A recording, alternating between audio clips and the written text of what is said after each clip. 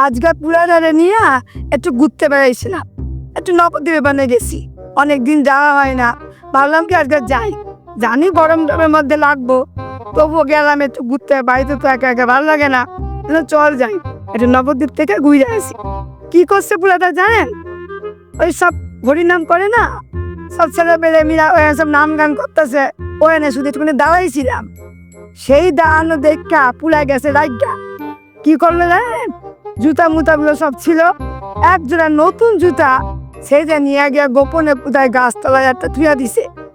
এবার এই বেটায় আয়া জুতা খুঁজতেছে, জুতা নাই জুতা নাই, জুতা খুঁজতেছে, জুতা গেল কোথায়? আমি তো দেখে রাইছি যে পুরাটাই কাম করছে একটা। আমি কইতেছি হাই কপাল, এটা কি করছিস বাবু?